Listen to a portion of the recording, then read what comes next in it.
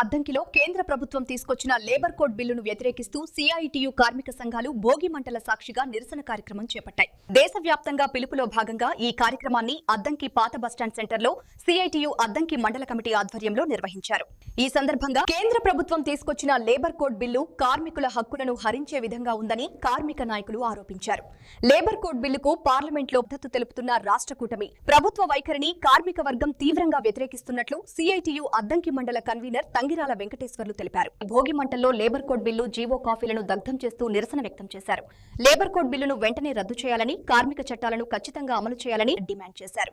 ఈ సందర్భంగా ఫిబ్రవరి 12న దేశవ్యాప్తంగా నిర్వహించనున్న సమ్మెను జయప్రదం చేయాలని కార్మిక వర్గానికి పిలుపునిచ్చారు.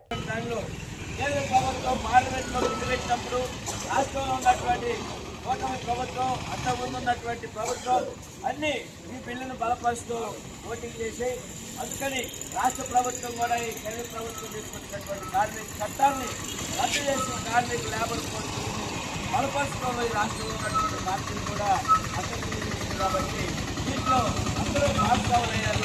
దీన్ని మనం తీవ్రంగా వ్యతిరేకిస్తా ఉన్నాం. వెంటనే ఈ లేబర్ కోడ్ రద్దు చేయాలి, కార్మికుల చట్టాన్ని అమలు చేయాలని చెప్పేసి కూడా మనం డిమాండ్ చేస్తూ ఈరోజు లేబర్ కోడ్ బిల్లు ఏదైతే జీవో ఉందో ఆ జీవో కాపీని భోగి మంటల్లో వేసి మనం ఈరోజు దగ్ధం చేసి నిరసన కార్యక్రమాన్ని చేపట్టడం జరిగింది. ఈ యొక్క కార్యక్రమం రాబోయే కాలంలో ఈ లేబర్ కోడ్ బిల్లును రద్దు చేసే దానికోసం మనం కార్యక్రమం రూపొందిస్తా ఉన్నాం. దీనికోసం రేపు వచ్చే నెల ఫిబ్రవరి 12వ తేదీన దేశవ్యాప్తంగా దీనిపైన సమ్మె జరుగుతూ ఉంది.